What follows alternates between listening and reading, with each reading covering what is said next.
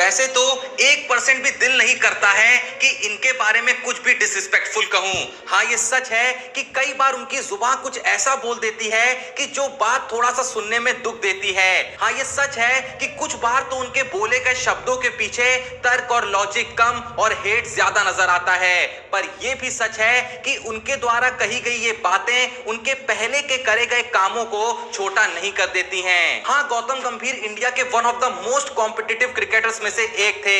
हाँ, गौतम गंभीर ने इंडिया के लिए वो सब कुछ किया जो उनसे मुश्किल वक्तों पे एक्सपेक्ट किया जा रहा था। हाँ, 2007 और 2011 वर्ल्ड कप में अगर गौतम गंभीर की वो पारियां नहीं आती तो शायद वो वर्ल्ड कप का सपना भी टूट सकता था। लेकिन स्टिल एक छोटी सी शिकायत मन में रह जाती है कि कभी कभी कुछ बातें बोलने से पहले थोड़ा सा विचार तो करना जरूरी होता है। माना कि गौतम गंभीर का नेचर ही ऐसा है, माना कि गौतम गंभीर जाने ही इस चीज के लिए जाते हैं कि उनके दिल में जो होता है उसे वो डायरेक्टली बोल देते हैं। और कई बार उनका ये नेचर इंडिया के लिए खेलते हुए काम भी आया है। पर वहीं पे इस नेचर पे कभी कभी काबू करना भी जरूरी होता है, क्योंकि अगर आपका ये नेचर आपको आपके ही देश के प्लेयरों के बारे में कुछ बुरा बुलवा रहा है तो उस नेचर में पॉजिटिविटी कम और नेगेटिविटी ज्यादा नजर आती है। और मैं कतई नहीं चाहता हूं कि आपकी किसी एक नेगेटिविटी के चक्कर में आपके सारे पॉजिटिव कामों को लोग इग्नोर कर दें। बिकॉज दुनिया का बहुत ही सिंपल सा उसूल है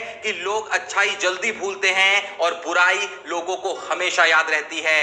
दुनिया का कोई भी इतिहास का पन्ना पलट के देख लें, सिर्फ जुबान से निकली या लोगों का दिल दुखाने वाली एक बात ने सामने वाले की पूरी इमेज ही खराब कर दी।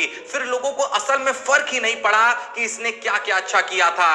गंभीर का अचानक से बीच बीच में इंडिया के बड़े प्लेयर्स को लेकर नेगेटिव स्टेटमेंट पास करना उन्हें उस रेखा के पास ले जाता रहता है जहां पे हम कतई नहीं चाहते कि वो पहुंचे। और देखो, किसी प्लेयर की बुरी परफॉर्मेंस पे बुराई करने में कोई नुकसान नहीं है, सब करते हैं, मैं भी करता हूं। पर उस प्लेयर की लेगेसी पे दाग लगाना अच्छी बात नहीं है। आप किसी मैच में खेली गई एक पारी पे सवाल खड़े कर सकते हो, पर यह कहना कि ये प्लेयर बस अपने नाम पे टीम में है, इसकी जगह कोई और होता तो बाहर कर दिया जाता, ऐसे स्टेटमेंट अपनी खुद की टीम के प्लेयरों के लिए लोगों को गवारा नहीं होते हैं। कुछ लोग कह सकते हैं कि इसमें गलत ही क्या है, जो दिल में है कम से कम बोल तो रहा है बंदा, कम से कम फेक तो नहीं बन रहा है। तो तुम्हें क्या लगता है कि ये सचिन तेंदुलकर हो गए या राहुल द्रविड़ हो गए या ऐसे ही जो बड़े बड़े प्लेयर्स हो गए, इन्हें आज तक क्रिकेट में जब जब जो हुआ सब सही लगा होगा? क्या इन लोगों की कभी कोई शिकायतें नहीं रही होंगी? क्या इन्हें किसी प्लेयर के एक्शंस गलत नहीं लगे होंगे?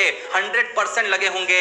लेकिन ये उनकी मैच्योरिटी थी और है कि उन्होंने कभी ऐसा कोई बयान नहीं दिया जो अपने ही देश के प्लेयरों को इंसल्टिंग फील कराए। और आप सचिन द्रविड़ जैसे इन लोगों को फेक नहीं बल्कि समझदारों की सूची में रखना पसंद करेंगे। और देखिए, मैं फिर से रिपीट कर रहा हूं कि गौतम गंभीर के भी मेजॉरिटी बयान जो होते हैं वो पॉइंट टू पॉइंट होते हैं। लेकिन मैं ये भी फिर से रिपीट कर रहा हूं कि उनके कई वैलिड पॉइंट्स के बीच कोई एक इनवैलिड पॉइंट आपके सारे वैलिड पॉइंट्स को भुला देता है। अब अभी हाल ही में हांगकांग के खिलाफ हुए मैच के बाद गौतम गंभीर का एक बयान आता है कि कोहली की जगह सूर्य कुमार यादव को नंबर 3 पे खेलना चाहिए। चलो, ये बयान भी 2 पल के लिए मान लिया कि आपकी ये इच्छा है कि ऐसा हो, लेकिन इसके बाद उनका ये कहना कि सूर्या की मजबूरी है कि उन्हें चौथे नंबर पे खेलना पड़ रहा है, ये बयान असल में पूरी इंडियन टीम पे सवाल खड़ा करता है।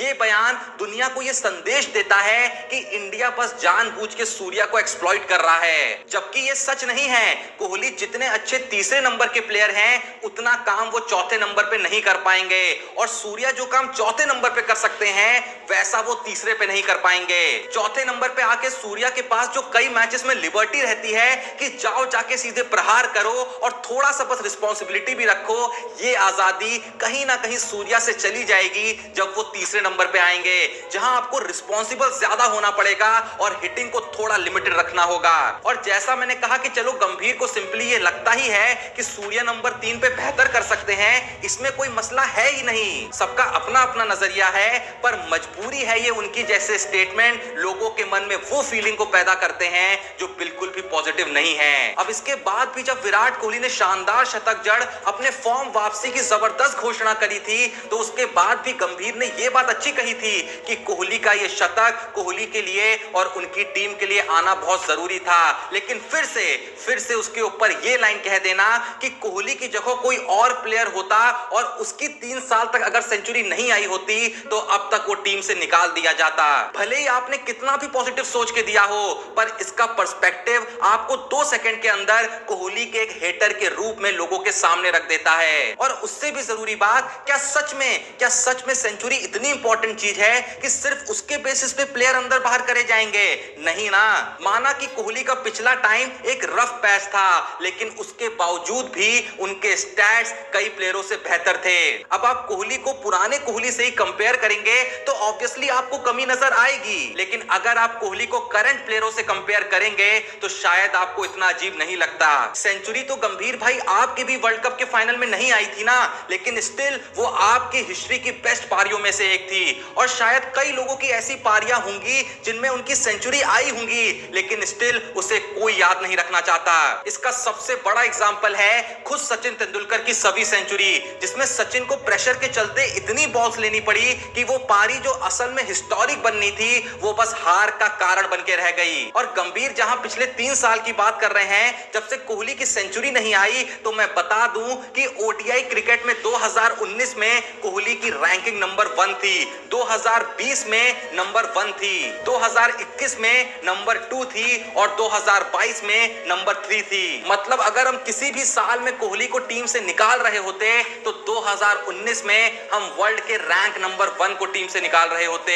2020 में भी हम वर्ल्ड नंबर 1 को टीम से निकाल रहे होते, 2021 में हम वर्ल्ड नंबर 2 को टीम से निकाल रहे होते और 2022 में हम वर्ल्ड नंबर 3 को टीम से निकाल रहे होते। चलो नहीं बनाई सेंचुरी कोहली ने, पर रन बनाए हैं तब ना 4 साल तक टॉप 3 रैंकिंग से नीचे नहीं गए वो। और बात रही टी20 की, तो जहां गंभीर ने कोहली से नंबर 3 से हटने को कहा, तो मैं बता दूं कि सितंबर 2019 से अभी तक टी20 में कोहली ने जितने भी मैच खेले हैं उसमें उनकी एवरेज इंडियन टीम में सबसे अच्छी रही। कोहली ने इन 3-4 सालों में जिन सालों का जिक्र गंभीर ने किया उसमें कोहली ने 51 की एवरेज से और 145 की स्ट्राइक रेट से रन मारे हैं, जबकि ये स्टैट्स तो इस एशिया कप से पहले के हैं। बेस्ट फेस तो मैंने इसमें गिना ही नहीं। देखो मैं मान लेता हूं कि हो सकता है कि गंभीर के कोहली से या किसी और प्लेयर से भी किसी तरीके के डिफरेंसेस होंगे या वो किसी को पसंद नहीं करते होंगे, ठीक है, होता है। इवन करंट इंडियन टीम में भी हर कोई सबके बारे में पॉजिटिव राय नहीं रखता होगा, ये तो हर जगह की कहानी है। जब आप स्कूल में भी थे तो आप आपकी क्लास में हर बच्चे को पसंद नहीं करते थे ना, कोई आपको सही लगता था, कोई नहीं लगता था, किसी की बातें सही लगती थी, किसी की नहीं लगती थी, लेकिन आप इस बात का जिक्र पब्लिकली थोड़ी करते थे या ऐसा कुछ थोड़ी कहते थे जिससे हर किसी को यह मैसेज जाए कि तुम्हें फला बंदा ठीक नहीं लगता। तो मेरा इस वीडियो के माध्यम से किसी प्लेयर को किसी के कंपैरिजन में छोटा या बड़ा दिखाना था ही नहीं। मैंने बस जितना भी पॉसिबल था उतना रिस्पेक्टफुल होके गंभीर के बातों का जवाब देने की यहां कोशिश करी है। बाकी जो भी ये वीडियो देख रहा है, आपको गंभीर के इन दोनों ही बयानों पे क्या कहना है कमेंट में जरूर बताइएगा। अगर अभी तक आपने हमारे